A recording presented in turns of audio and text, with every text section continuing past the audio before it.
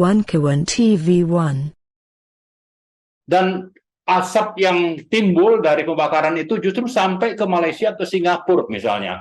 Jadi ini sangat fatal sehingga gugatan dari KLHK sebesar 7,9 triliun itu sangat relevan untuk ditetapkan sebagai putusan. Tapi ternyata putusan pengadilan tersebut hanya besarnya itu berubah sangat rendah, hanya menjadi 78 miliar. Jadi tuntutannya 7,9 triliun, putusannya hanya 78 miliar. Nah, kenapa ini bisa? Ternyata ini dikaitkan dengan bagaimana Sinarmas itu diduga kuat menyuap pemerintah atau penguasa, yang itu nanti bisa dilihat bagaimana dua anak presiden, yaitu Gibran dan Kaesang, itu bersama anak petinggi grup Sinarmas, ya, Gandhi Sulistianto namanya, ya, dan juga ada namanya Antoni Pradiptya. Ini bisa mendirikan perusahaan, dan Gibran dan Kaesang itu mendapat saham sekian persen. Jadi dengan kejadian seperti ini, lalu teman kita Ubedillah Badrun, dosen UNJ, itu melaporkan bahwa ini terjadi suap menyuap. Nah, tapi putusan KPK itu menyatakan misalnya bahwa Gibran dan Kaesang itu bukan pejabat negara, sehingga tidak bisa kena delik gratifikasi atau suap menyuap. Ya, ini delik alasan yang disampaikan oleh KPK, sehingga tidak bisa dilanjutkan. Tapi apakah hal itu bisa kita percaya? Tentu tidak, ya. Bahwa ini kita yakini, kita sangat yakin bahwa ini ada kaitan dengan putusan tadi oleh pengadilan, ya, dari 7,9 triliun hanya menjadi 78 miliar rupiah. Dan putusan ini tidak jauh waktunya dengan terjadinya pembentukan perusahaan yang didukung oleh Sinarmas Group, di mana anak Presiden Jokowi, yaitu Gibran dan Kaesang, itu mendapat manfaat. Dan saya kira kaitannya bukan hanya bicara tentang bahwa Gibran dan Kaesang ini bukan pejabat negara, tapi bapaknya pejabat negara. Sehingga kita sangat yakin bahwa ini memang terjadi suap menyuap. Dan faktanya setelah itu, misalnya pejabat atau pimpinan di Sinarmas itu bisa menjadi duta besar di Korea Selatan. Lalu ada juga yang menjadi wakil ketua otorita IKN misalnya, yang belakangan menjadi One Team Press. Nah, jadi karena itu saya kira dari kasus ini saja sudah sangat layak bagi KPK itu untuk memproses, melakukan penyelidikan, tidak dengan alasan bahwa ini mereka ini bukan pejabat negara. Pejabat negara itu bapaknya, yaitu namanya Presiden Jokowi, jadi sangat relevan.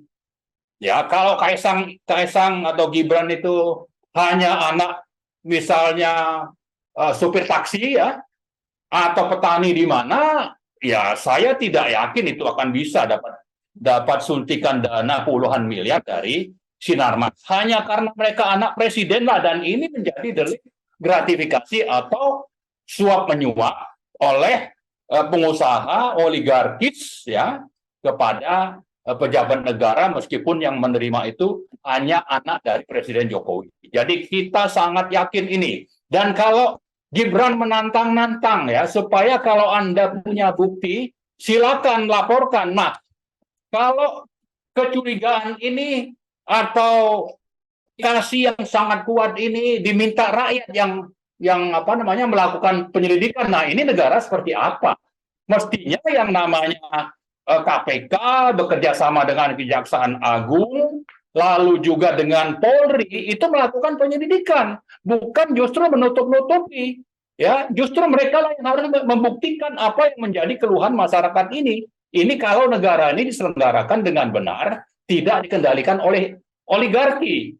Ya, jadi kita sebetulnya beberapa kasus lain yang menunjukkan, ya, mengindikasikan bahwa yang namanya Presiden Jokowi dan keluarganya itu bisa saja menerima manfaat dari berbagai kasus yang belakangan berkembang, misalnya kasus CPO misalnya, ya, melalui dana BPDKS, ya, kalau tidak salah namanya. Kemudian juga ada kasus BTS, ya. Lalu ada kasus-kasus lain yang sebetulnya ini bisa menjadi delik kalau ingin benar-benar dituntaskan, dan aparat hukum seperti KPK, kemudian Kejaksaan Agung dan Polri melakukan tugasnya dengan benar sesuai dengan amanat konstitusi. Termasuk sebetulnya juga pernah disinggung kasus dana bansos yang melibatkan Mensos Juliari Batubara. Di sana juga disebut-sebut tentang keterlibatan dari anak Presiden Jokowi, ya, itu disebutkan juga. Jadi sebetulnya kalau bicara kasus, ya, sudah lebih dari cukup untuk menjerat adanya penyuapan kepada anak presiden oleh perusahaan-perusahaan oligarkis. Tapi karena memang pemerintahan ini pemerintahan oligarki, ya, dan justru mereka bukan saja bisa mengeliminasi proses hukum, malah mereka juga terlibat dalam pembentukan berbagai undang-undang dan peraturan. Misalnya yang saya ingat cukup jelas bagaimana keterlibatan oligarki, antara lain adalah dalam pembentukan undang-undang minerba, dalam pembentukan undang-undang omnibus cipta kerja, dan terakhir, ya, itu omnibus kesehatan. Di sana kita bisa melihat daftar dari oligarki yang terlibat dalam pembentukan undang-undang tersebut. Jadi kembali lagi kuncinya adalah bahwa ini memang pemerintahan oligarki, kemudian penguasa itu dapat manfaat dari pengusaha, kemudian penguasa ini mendapat manfaat juga yang bisa ditransfer, dinikmati oleh keluarganya, dan contohnya adalah Gibran dan Kaesang.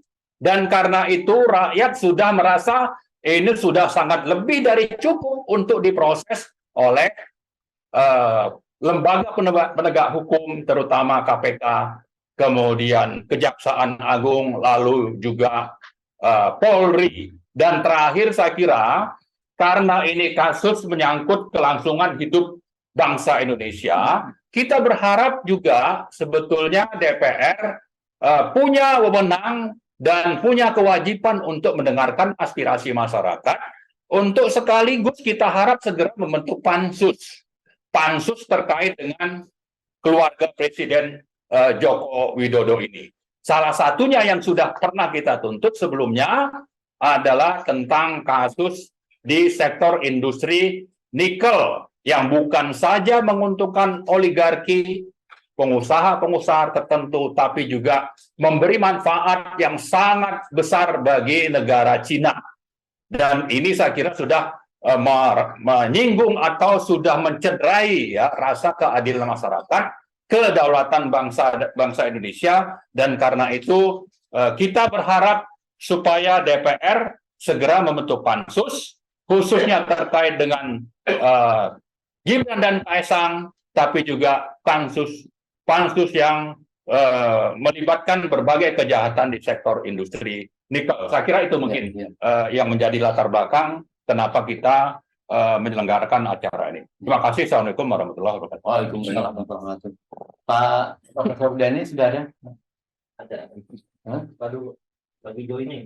Oh ya, ya. Jadi beberapa bulan yang lalu kita juga webinar bersama Profesor Denny Dayana. Beliau menceritakan ada sebuah atau dua buah perusahaan di Kalimantan yang dalam proses pemeriksaan atau penyelidikan dari KPK, tetapi justru di saat-saat itu Presiden Jokowi meresmikan perusahaan milik mereka itu, sehingga terjadi kemandekan atau berhenti proses dari KPK untuk memproses itu. Itulah yang dikatakan Prof. Hindrayana, ini terjadi obstruction of justice, jadi penghalang-halangan orang untuk diperlakukan secara hukum. Juga mungkin Pak Marwan tadi belum menjelaskan apakah kemudian perusahaan SM tadi yang kebakar itu kemudian karena memberikan gratifikasi itu, apa proses pengadilan terhadap itu masih lanjut atau tidak, ini perlu mungkin Profesor Indrayana sudah siap? Oh, ya. Assalamualaikum warahmatullahi wabarakatuh. Waalaikumsalam warahmatullahi wabarakatuh. Sudah gabung, apakah saya diperkenankan bicara atau? Sudah. Oh, baik. Pak Amin Rais, Pak Marwan Batubara, semua narasumber ini saya tidak lihat siapa aja di Zoom. Selamat sore dari Melbourne, Australia. Dan terima kasih atas kesempatannya. Saya punya waktu berapa menit ya bicaranya ini, Pak Moderator? Sementara pertama 15 menit lah. 15 menit, baik. Bismillahirrahmanirrahim. Kalau kita melihat kondisi terkini di tanah air, terutama kalau dilihat dari dua kata kunci, konstitusi dan korupsi, maka sebenarnya ujungnya kalau dari sisi tata negara sudah sangat jelas ya, bahwa Presiden Joko Widodo itu sudah saya sampaikan dalam berbagai kesempatan, seharusnya, sewajibnya itu layak untuk dimakzulkan, layak untuk diimpeach. Ada berbagai macam pelanggaran impeachment articles yang bisa disematkan, didakwakan kepada Presiden Joko Widodo. Yang pertama adalah terkait dengan korupsi. Untuk menghindari delik, biasanya saya menggunakan kata dugaan tindak pidana korupsi. Kalau tidak, biasanya langsung dilaporkan polisi itu. Jadi, kalau kita membandingkan pasal 7A, 7B, 7C terkait dengan impeachment article, maka perbedaan aturan Indonesia dengan Australia itu terletak pada adanya delik korupsi. Yang lain sama, ada pengkhianatan terhadap negara, kejahatan tingkat tinggi lainnya, penyuapan, dan perbuatan tercela atau misdemeanor. Yang tidak ada di Amerika dan kita tambahkan dalam konstitusi kita untuk bisa mengimpeach presiden adalah korupsi. Ada dua minimal ya. Minimal ada dua tindak pidana korupsi yang dilakukan, yang diduga dilakukan oleh Presiden Joko Widodo. Yang pertama adalah obstruction of justice. Obstruction of justice ini artinya menghalang-halangi penyelidikan, penyidikan, penegakan tindak pidana, penegakan hukum tindak pidana korupsi. Tadi sudah disampaikan ya. Kalau salah satunya disebut terkait dengan kasus korupsi di Kalimantan Selatan, tentu harus dibuktikan. Jadi ada dugaan tindak pidana korupsi terkait dengan penyuapan pajak. Jadi di Kalimantan Selatan ini kan ada satu the Crazy Rich yang menambang batu bara, dan salah satu yang menjadi sumber kekayaannya adalah terkait dengan tambang batu bara itu. Di samping tambang-tambang lain termasuk sawit, dan sekarang juga di banyak wilayah juga berusaha untuk masuk ke wilayah nikel yang memang sedang jadi primadona. Nah, perusahaan yang terjerat itu adalah John Lynn Baratama. Dan kemudian PT John Lynn Baratama ini diduga melakukan praktek menyuap pegawai pajak. Pegawai pajaknya sebagai pihak yang menerima suap sudah dimasukkan ke dalam penjara. Konsultan pajaknya juga sepengetahuan saya sudah dijerat dan masuk penjara. Yang aneh adalah perusahaan dan pemiliknya yang seharusnya menjadi sumber dana itu justru tidak tersentuh. Kenapa demikian? Karena kalau diruntut di Administrasi Hukum Umum Kementerian Hukum dan HAM, pemiliknya ini adalah 99% seseorang yang bernama Andi Samsudin Arsad. Nah, kenapa Andi Samsudin Arsad atau dikenal dengan sebutan Haji Isam itu tidak terjerat?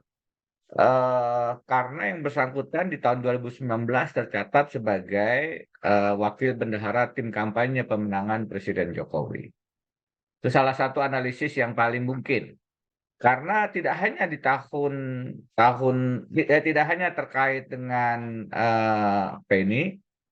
penyuapan yang tidak berjalan itu, secara nyata dalam rekam jejak digital akan kelihatan di tahun 2021 misalnya Presiden Jokowi hadir di peresmian pabrik biodiesel yang bersangkutan di Kalimantan Selatan di bulan Oktober. Di tengah-tengah pada saat yang bersamaan Presiden hadir itu kasusnya sebenarnya sedang berproses di KPK. Itu satu hal yang a big no-no sebenarnya, tidak boleh dilakukan karena membawa simbol kepresidenan menjadi semacam tameng penegakan hukum. Kami pada saat menerima amanah sebagai staf khusus maupun wakil menteri, salah satu yang kami cek jika presiden akan turun ke daerah adalah apakah bahkan hotel tempat menginap presiden itu sedang bermasalah hukum atau tidak. Nah, ini presiden datang ke satu peresmian pabrik yang pemilik pabriknya sebenarnya sedang diduga melakukan tindak pidana suap pajak. Nah, itu tahun 2021. Setahun persis belakang. Jadi bulan Oktober 2020, Presiden Jokowi datang meresmikan pabrik gula oleh grup usaha yang sama di Bombana, Sulawesi Tenggara kalau tidak salah. Nah, ini juga setahun sebelumnya. Ditarik Oktober 2019, 2 tahun sebelumnya itu adalah pelantikan presiden. Jadi kalau kita lihat relasi antara sang Crazy Rich dengan presiden, maka akan kasat mata bahwa ada persoalan penegakan hukum yang dihalang-halangi prosesnya. Apakah ini Presiden Jokowi terlibat atau tidak? Tentu harus dilakukan proses penyelidikan, penyidikan yang harus lebih dalam. Karena itu memang di sini perlu turun Dewan Perwakilan Rakyat. Yang kedua terkait korupsi adalah yang dilaporkan oleh Erkan Ubadillah Badrun. Kita sudah sama-sama paham dan sudah pasti dijelaskan berkali-kali dalam forum ini, jadi saya singkat saja. Ini yang termasuk dalam klasifikasi trading influence, memperdagangkan pengaruh. Ada dana sekian banyak yang ditransfer seolah-olah menjadi penyertaan modal kepada bisnis-bisnis usaha baik Gibran maupun Kaisang. Dan kalau itu diruntut adalah secara hukum bisnis, secara profil bisnis, pasti tidak akan sesuai dengan hitung-hitungan ekonomi. Saya bukan ahlinya di situ, silahkan nanti teman-teman ekonomi yang mengomentari. Tapi sederhananya secara hukum, penyertaan modal atau yang disebut penyertaan modal itu dalam analisis amatan saya sebenarnya adalah tindak pidana suap yang melalui bisnis usaha Gibran dan Kaisang. Kalau ini tidak dimasukkan ke dalam trading influence dalam perdagangan pengaruh, lebih karena pasal itu memang belum masuk dalam undang-undang tindak pidana korupsi. Konsep itu belum masuk. Meskipun kita sudah menandatangani United Nations Convention Against Corruption, konvensi PBB untuk pemberantasan korupsi, tetapi trading influence belum menjadi delik dalam hukum pidana kita. Karena itu dalam berbagai tindak pidana yang disidik KPK sebelumnya, terkait dengan ketua DPD, terkait dengan beberapa yang lain, itu kemudian yang digunakan adalah pasal suap. Apapun, kalau ini diseriusi, kalau KPK masih dalam proses yang independen, tidak kemudian diletakkan di bawah presiden dengan perubahan Undang-Undang 19 tahun 2019 yang penanggung jawab utamanya adalah Presiden Joko Widodo sendiri. Jadi kalau ada yang mengatakan sebaiknya KPK dibubarkan, saya katakan itu salah logika, itu sesat pikir. Karena KPK ini sebenarnya sudah dibubarkan dalam tanda kutip oleh perubahan Undang-Undang KPK tahun 2019 itu. Dan karena yang memiliki kekuasaan untuk mencegahnya, kekuasaan paling relevan untuk mencegah tidak berubahnya undang-undang itu adalah presiden, maka yang presiden sudah sebenarnya melumpuhkan alias membubarkan KPK. Jadi kalau sekarang sudah lumpuh, kemudian ada desakan membubarkan, itulah sesat logika. Karena sudah dilumpuhkan, sehingga kelihatan tidak berfungsi dengan baik. Begitu. Nah, kenapa presiden yang paling bertanggung jawab? Karena presiden punya hak legislasi dan presiden punya koalisi terbesar di DPR. Jadi sebenarnya kalau dari kacamata hukum tata negara, kewenangan legislasi melekat dan sangat besar di tangan presiden. Nah, padahal alat pancung atau pembunuhan KPK itu adalah perubahan undang-undang KPK yang menghilangkan independensinya, melekat dia di bawah ketiak kekuasaan presiden. Karena itu presiden sendiri sebenarnya sudah menjadi, maaf, gagal pembunuhan KPK. Saya menulis buku Jangan Bunuh KPK dan sudah mewanti-wanti soal ini.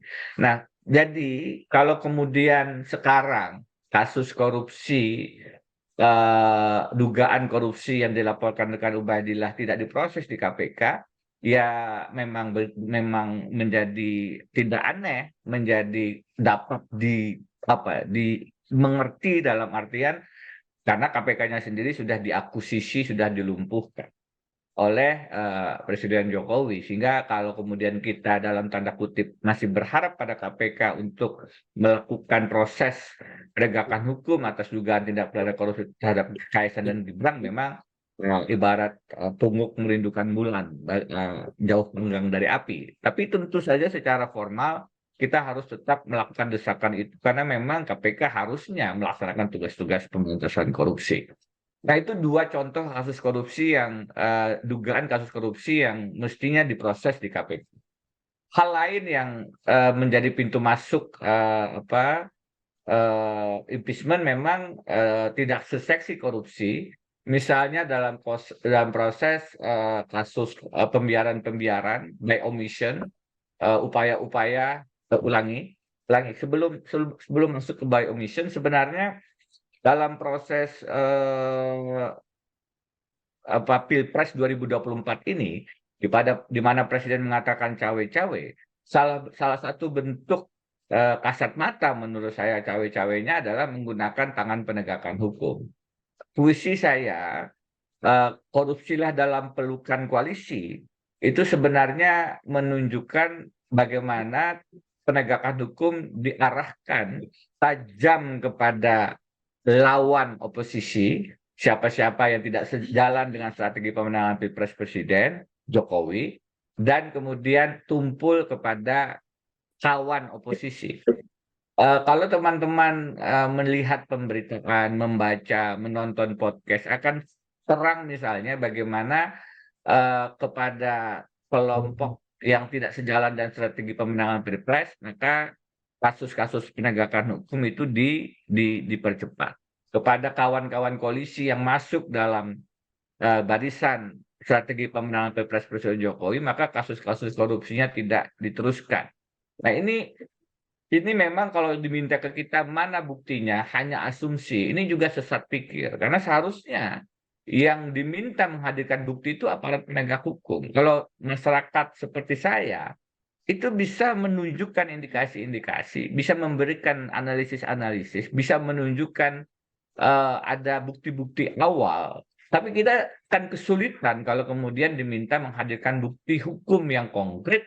Nah, itu memerlukan proses penyelidikan dan penyidikan begitu. Sehingga melemparkan beban pembuktian kepada kita yang seharusnya dilakukan oleh aparat penegak hukum itu memang adalah bentuk ketidakbertanggungjawaban aparat penegak hukum, dan akhirnya seolah-olah kita dituduh kemudian melemparkan analisis, kajian atau bahkan tuduhan yang tidak berdasar. Padahal dengan kasat mata panggung-panggung belakang akan mengkonfirmasi bahwa bagaimana Ketua Umum Golkar akhirnya dikatakan misalnya di podcast bocor alus Tempo ya, kawin paksa untuk mendukung Prabowo dengan tukar gulingnya adalah kasus korupsinya tidak berjalan. Jangan salah paham.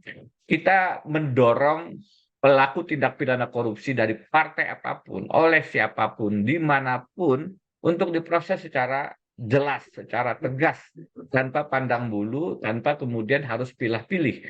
Yang kita kritisi adalah pilih-pilih penegakan hukum itu. Nah, ini juga bentuk obstruction of justice. Bagaimana Presiden Jokowi kemudian mendorong kasus lawan oposisi dan menahan kasus korupsi kawan koalisi. Itu termasuk obstruction of justice, menghalang-halangi proses penegakan hukum di bidang anti korupsi sesuai dengan pasal 21 Undang-Undang Tipikor.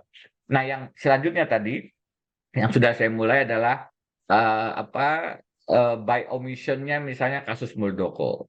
Mas Denny Muldoko kan sudah dimenangkan kubu AHY Demokrat di Mahkamah Agung, itu kan berarti sudah selesai. Tetapi bahwasannya upaya pencopetan, pembegalan, atau apapun namanya yang dilakukan oleh Kepala Staf Presiden Muldoko itu dibiarkan oleh Presiden Jokowi, sudah saya sampaikan dalam banyak kesempatan, itu adalah pengkhianatan terhadap negara. Treason. Kenapa demikian? Coba Bapak Ibu sudah saya sampaikan dalam banyak kesempatan perbandingan antara Muldoko Gate dengan Watergate. Watergate tahun 72, Richard Nixon akhirnya mundur di tahun 74 sebagai presiden itu karena tuduhan adanya pembobolan kantor yang terkait dengan Partai Demokrat untuk pemasangan alat sadap terkait dengan strategi pemenangan pemilu di Amerika Serikat tahun itu.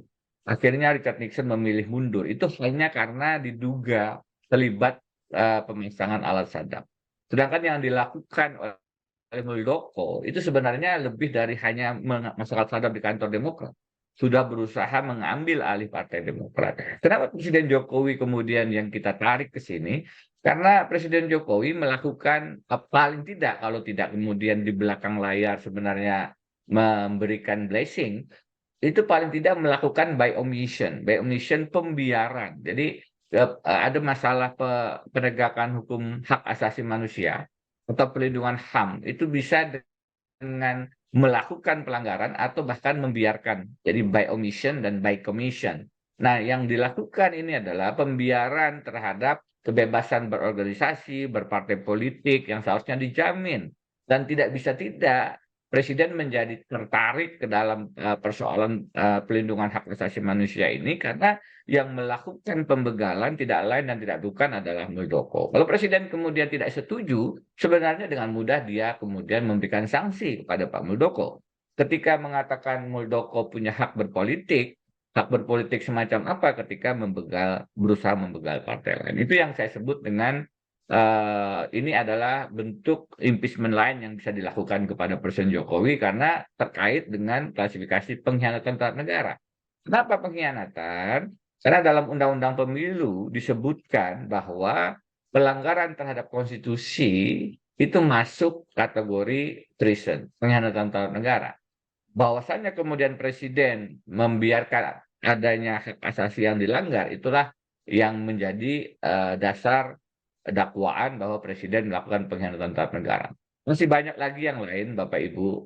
Misalnya kalau kita bicara Mahkamah Konstitusi sekarang ini, apakah itu tidak ada intervensi dari Presiden dan lain-lain terhadap persoalan-persoalan perpanjangan masa jabatan Presiden, dan bahkan terkait dengan kemungkinan syarat umur cawapres yang 35 tahun, terkait dengan kemungkinan potensi Gibran. Hari ini saya melaporkan Ketua Mahkamah Konstitusi Anwar Usman ke Majelis Kehormatan MKMK. Majelis Kehormatan Mahkamah Konstitusi, disingkat MKMK. Kenapa? Karena dalam Peraturan Mahkamah Konstitusi nomor 9 tahun 2016 yang merupakan kode etik dan perilaku hakim konstitusi, ada beberapa prinsip yang harus tetap ditegakkan oleh para hakim.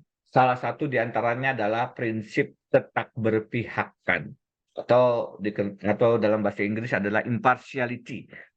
Di situ dikatakan dalam butir kelima, penerapan prinsip tetap berpihakan itu adalah seorang hakim konstitusi harus, bahasanya katanya adalah harus mundur dari memeriksa suatu perkara jika dianggap tidak bisa bersikap imparsial karena ada kepentingan langsung dari keluarganya. Ini adalah konsep universal, di mana dikenal dengan istilah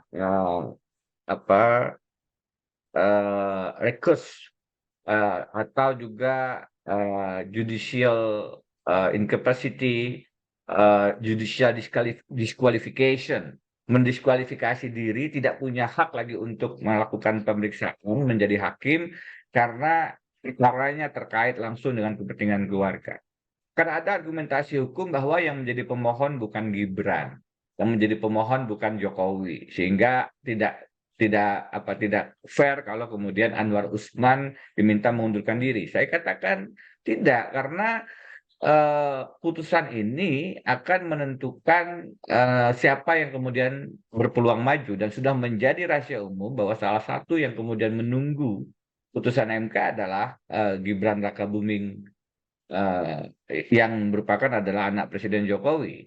Dan kalau dikatakan ini putusan MK itu agak omnibus berlaku untuk semua sehingga tidak kemudian hanya bagi Gibran, maka argumentasi lainnya adalah yang menjadi capres cawapres itu tidak semua yang menjadi capres dan cawapres itu bahkan bisa dihitung dengan jari.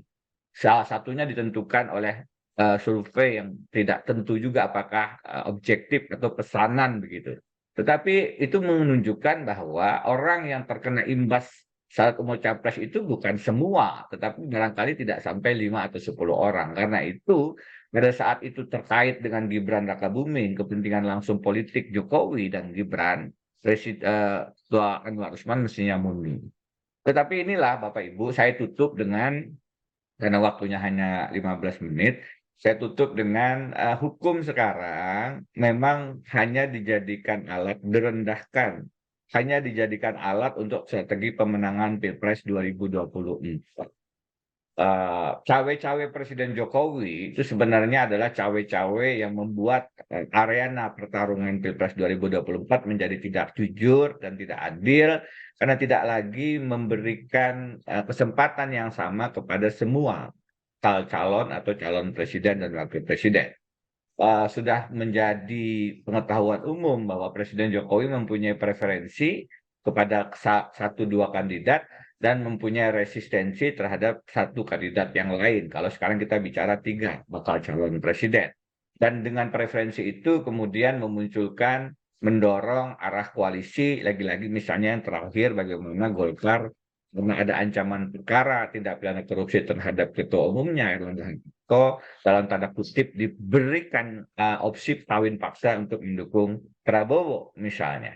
Nah, cawe-cawe semacam ini memerlukan hukum, bagaimana KPK bisa diarahkan. Karena itu komentar saya terhadap putusan MK tentang perpanjangan masa jabatan Hakim Konstitusi adalah itulah salah satu putusan yang menunjukkan MK sudah tunduk kepada strategi pemenangan Pilpres, karena panjangan 1 tahun itu diperlukan para pimpinan KPK, Komisioner Firly Bahuri dan kawan-kawan yang secara etis itu banyak persoalan, tetap menjabat sampai selesainya Pilpres. Dengan demikian, kasus mana yang bisa diolah dan kasus mana yang bisa ditahan itu masih dalam ruang strategi pemenangan Pilpres kepentingan Presiden Jokowi. Demikian pula kalau kita melihat tidak hanya KPK, misalnya konstitusi sendiri, Bapak Ibu,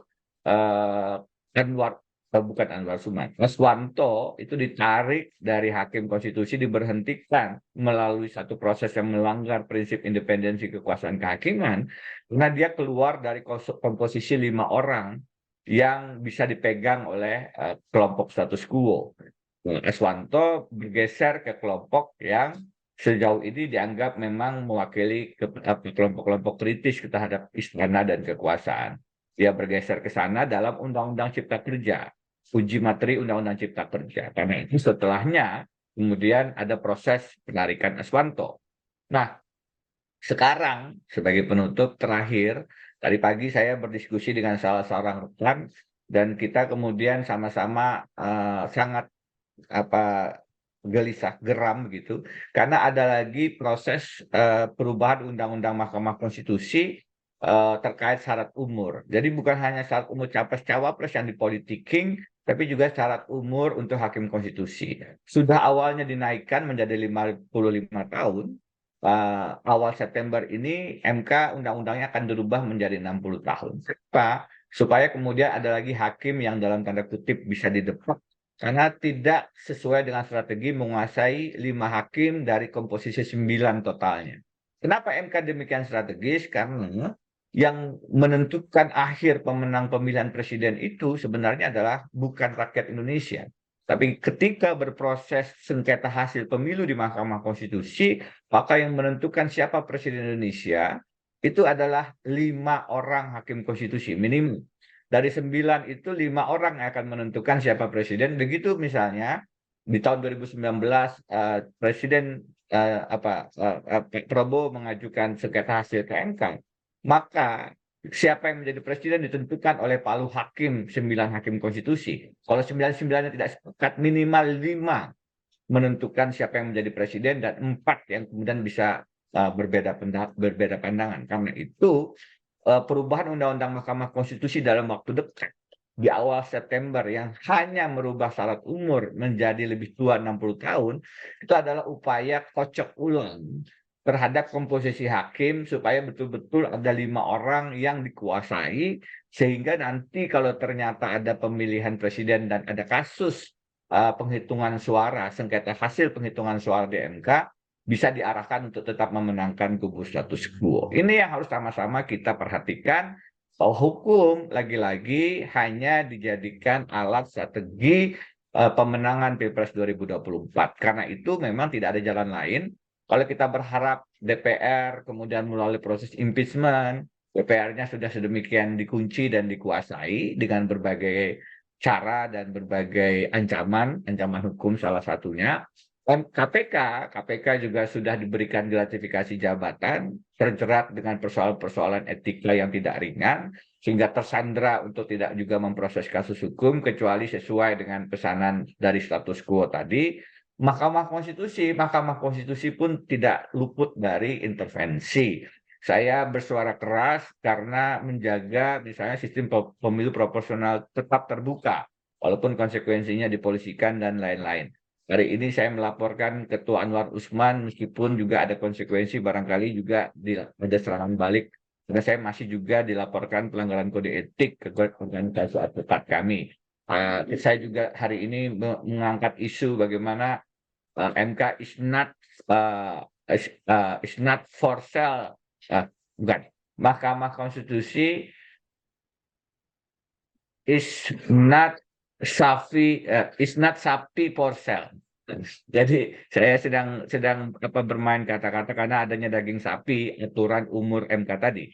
Kalau saya bikin judul Mahkamah Konstitusi is not sapi for sale, bukan sapi yang harus diperdagangkan, diperjualbelikan, untuk menunjukkan bagaimana sekarang sedemikian kasat matanya telanjangnya pelanggaran hukum, penyalahgunaan kekuasaan yang dilakukan untuk demi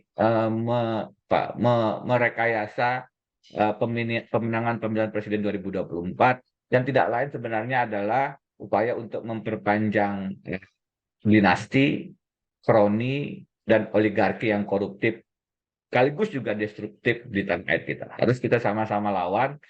Karena yang bisa melakukan perlawanan ternyata bukan lagi KPK yang sudah diintervensi, bukan lagi partai politik dan DPR yang sudah dikuasai, tetapi adalah kita rakyat Indonesia yang masih punya hati nurani.